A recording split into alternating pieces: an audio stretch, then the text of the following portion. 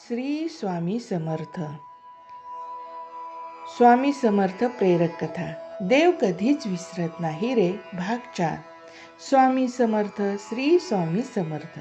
आजच्या भाग 4 मधील कथा सांगते कर्म, कृपा आणि योग्य वेळी येणारा देवाचा संकेत. गावात एक तरुण होता, अभय. अभय मनाने चांगला, पण आयुष्यात सतत निराशा. त्याला वाटायचं, मी किती प्रार्थना करतो तरीही स्वामी माझ्या ऐकत नाहीत का. तो रोज मठात जाऊन बसायचा. एक दिवस त्याने तक्रारीच्या स्वरात विचारले, स्वामी, मी प्रामाणिक आहे, मेहनत करतो, मग तुम्ही मला का विसरतात. तर उत्तर काहीच नाही. शांतता. तो रागाने घरी निघाला. रात्री अचानक स्वप्नात त्याला एक दृश्य दिसले. अंधाऱ्या रस्त्यावर तो एकटा चालतोय आणि लांबून एक प्रकाशाची रेषा. त्या प्रकाशातून स्वामी समर्थ प्रगट झाले.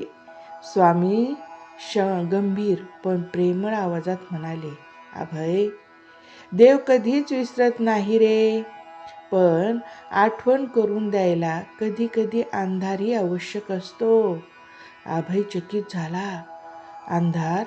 तो कसली मदत करतो स्वामी. स्वामी म्हणाले, उजेडाची किंमत समजण्यासाठी जर प्रत्येक इच्छा लगेच पूर्ण झाली तर तू देवाला विसरशील आणि स्वतःलाही. स्वामी पुढे म्हणाले, तुझी इच्छा पूर्ण होण्याची वेळ आली आहे, पण एक शेवटची परीक्षा उरली आहे, विश्वास टिकवण्याची. अभय सकाळी उठला तेव्हा त्याच्या मनात एक विचित्र शांतता होती. तो त्या दिवशी प्रामाणिकपणे कामाला गेला आणि काय आश्चर्य, ज्याची तो अनेक महिने वाट पाहत होता तीच संधी त्याला मिळाली. त्याला लगेच समजले, देव उशीर करतो पण विसरत नाही.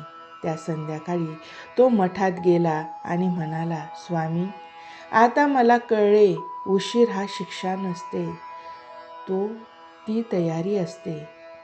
स्वामीचा मंद आवाज त्याच्या मनात उमटला, अभय, जो श्रद्धा धरतो त्याला देव कधीच रिकाम्या हाताने पाठवत नाही.